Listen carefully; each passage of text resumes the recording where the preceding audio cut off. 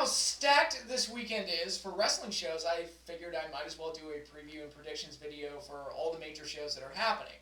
That includes the G1 Climax, AEW's Fight for the Fallen, Evolve's 131, which is their 10th anniversary show, and of course WWE's Extreme Rules 2019. I guess I'll start with the biggest show, which would be WWE Extreme Rules, just by the fact that it's being released by WWE makes it the biggest show. Not necessarily the best show. To be perfectly honest, again, I have not been watching Raw or SmackDown, so I'm not very up to date on the storylines that are currently going on in WWE. I've heard things and I've read a couple of the results for Raw or SmackDown, but other than that, I can't say I'm overly excited about the show because there's just not a whole lot I know about that's even going on. Pulled up the card. Looks like we've got 10 matches. Oh boy, this is going to be another one of those 4-hour dealies. And, well, I don't know. You put some of those on the pre-show. A couple, maybe you'll be okay. But, I don't know. Let's have a look-see. Alright, so we've got the Raw Tag Team Championship, the Revival versus the Usos. That could be pretty solid. I don't know what the storyline is at all, but, you know, I like those teams. We have a singles match between Aleister Black and Cesaro. Yeah, I saw that match on there earlier, and I'm like, oh, that caught my eye. That's an interesting pairing. Hopefully they're actually going to do something with Cesaro moving forward, a guy who's been horribly underutilized for years. We'll see how that goes. I'm not expecting them to have like a show stealer or anything, but that could be a really good undercard match if they give it a little bit of time and let them do their thing. We've got a triple threat tag team match for the SmackDown Tag Team Championships. Daniel Bryan and Rowan versus the New Day, Big E and Xavier Woods, and Heavy Machinery, Otis and Tucker. So here's the thing, one of the things that I was praising AEW about is that they seem to have like a lot of tag teams that are really going to push their tag division, which is great. WWE does not have a shortage of tag teams. They actually have quite a few tag teams. The problem is that they're divided up over 2 shows. I'm not even counting NXT. And when you divide it up that much, it makes the divisions feel a lot smaller than they really are, which is why I've argued that the tag division should be featured entirely on one brand. But that's how I feel. So, just a thought. But yeah, I don't expect that to be anything more than just an action-packed, like a kind of a spot festy type of match, which is fine. But we've got the Cruiserweight Championship, Drew Gulak versus Tony Nese. That'll probably be on the pre-show. Again, I don't watch 205 Live, so I have no attachment to that. A handicap match for the SmackDown Women's title, Bayley defending against both Alexa Bliss and Nikki Cross. Alright. This match that really caught my eye, Ricochet versus AJ Styles for the United States title. That could be really good. That's one match that was like, oh, okay, that's an interesting pairing I never thought of. And given that AJ just turned heel and reformed the club, maybe there's a little bit more juice to that one than some other matches on the show. We've also got Braun Strowman versus Bobby Lashley in a Last Man Standing match. I'm sure this is a follow-up to that episode of Raw that kicked off with them basically blowing everything up and having a wild brawl, which is fine. I will say this, for a show called Extreme Rules, there aren't a whole lot of like gimmick matches. Normally Extreme Rules is where they just over-gimmick the holy hell out of everything. They kind of restrain themselves this year. We've got a Last Man Standing match and then 2 tag team main events. All right, get this. We've got an Extreme Rules match and a no-holds-barred match, and they're 2 tag matches, and my question is, what's the difference? I don't know why they're even bothering making the distinction. But in any case, have I covered the full undercard? I believe I have. Oh, there's Kofi Kingston versus Samoa Joe for the WWE title. Kofi's going to retain. I don't have any faith in Joe actually winning the title, and I've made my feelings clear on Samoa Joe in some previous videos. Not saying that he's terrible. I don't think he's the Joe that he was a decade ago, and it's like, oh, really? This is the one that's made it to the WWE? It's like, that's unfortunate, but, I'm sure the match will be fine. I just don't have any investment in it. And then we have really our 2 tag team main events, neither of which I give a shit about. The no-holds-barred match, The Undertaker and Roman Reigns, who, based on a t-shirt I recently saw, they're being called the Graveyard Dogs. Is that correct? Because if so, Wow. That's not a great name. And they'll be taking on Shane McMahon and Drew McIntyre. Yeah, I don't care. I don't care about this at all. I have no desire to see Undertaker wrestle again. I've been saying that for years. But here we are. And then what will likely be the main event, well, I guess I could see The Undertaker closing the pay-per-view too, but the winner-takes-all match with both the Universal title and the Raw Women's title on the line. Seth Rollins and Becky Lynch defending against Baron Corbin and Lacey Evans in an Extreme Rules match. Isn't that new Seth Rollins shirt great? Isn't that great? I mean, it really lets you know who the star is in that couple. It's like, wow. I've never seen a promotion revoke its champion's man card before, but here we are. And, yeah, I mean, this...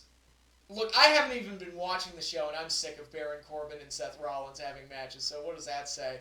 I say the champions retain and just get the hell out of here as soon as possible, and the sooner we can move on to whatever it is Bischoff and Heyman have planned for Raw and SmackDown, the better, because any changes are better than what we're seeing right now. Hopefully Extreme Rules is kind of the end of, like, a really down period for the WWE, and hopefully Heyman and Bischoff inject a much-needed shot of adrenaline into the products, because good God, it needs something. But this card overall, it's a bunch of... It's not the worst card I've ever seen or anything, it's just a bunch of fluff that I don't care about. Part of that is because I'm not actually watching the shows, but another part of that is because I'm so bored with the product that I don't want to watch the shows. And the only thing that even has me remotely interested in checking this show out is the Ricochet AJ Styles match, and to a lesser degree Aleister Black and Cesaro. I was like, I might check those out just for curiosity's sake, but there's nothing that's really grabbing me and making me want to sit through another WWE pay-per-view. But that's how it is. So, in addition to Extreme Rules, we also have 2 G1 shows this weekend. I said this in the previous video, and I'll say it here again. When it comes to the G1, I typically don't watch the full shows. I typically just go through the tournament and just pick out the ones that I want to see, and then I just watch those matches. Because trying to watch all of those shows is just too time-consuming, and I just don't have the time for it. There's a couple things this weekend. You'll be seeing Moxley's G1 debut.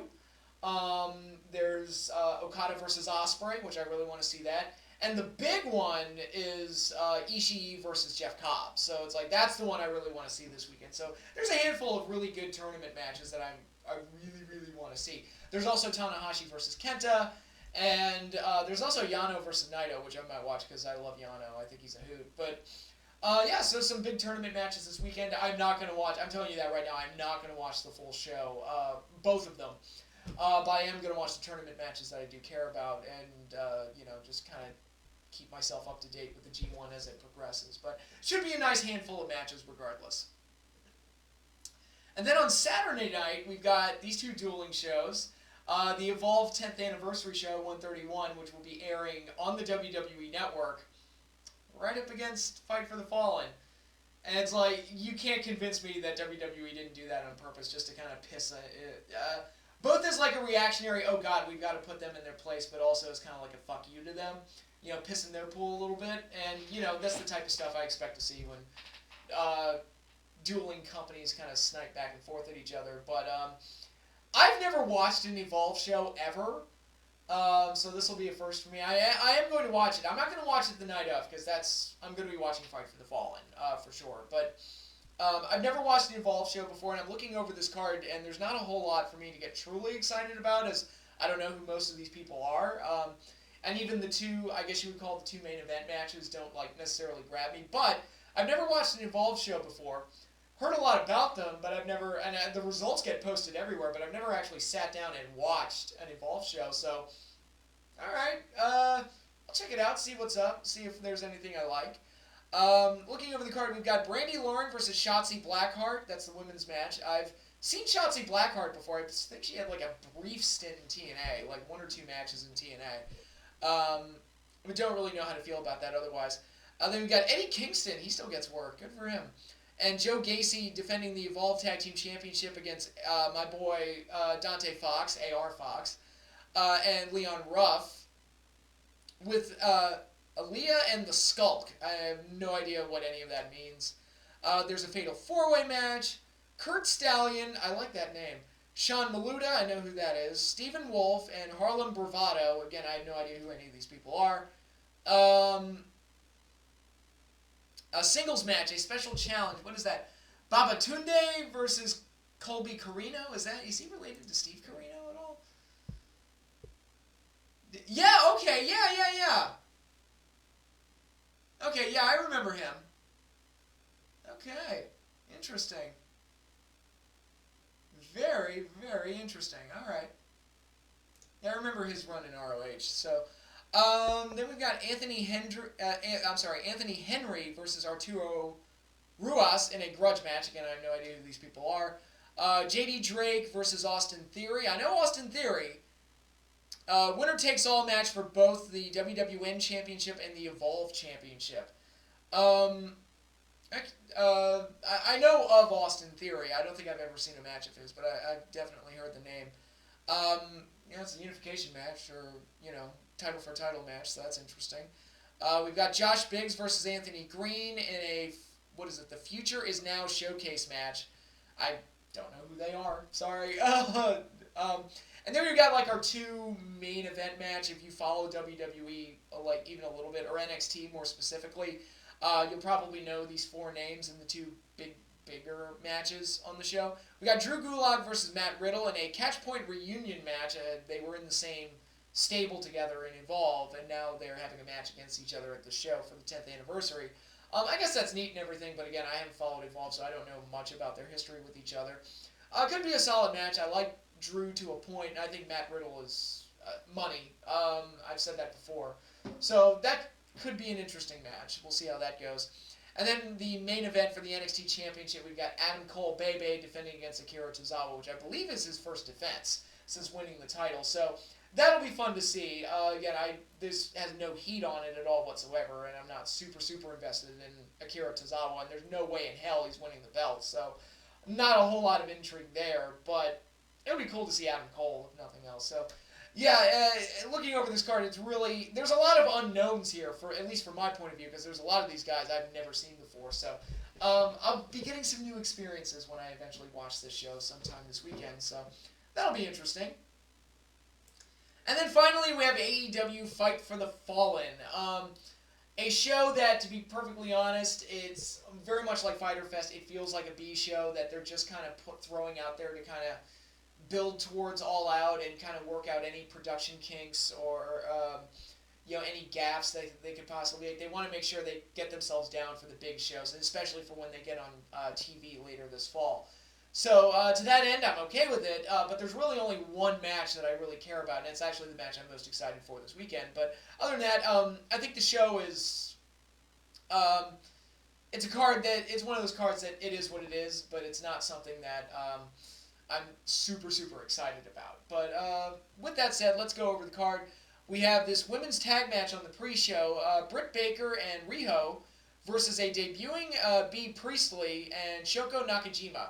I've heard a lot about Bea Priestley. I've never actually seen her before. I've heard she's great, and that's good to hear. And I want to watch more of Britt Baker. She's kind of, I don't know why, I've kind of gotten attached to her.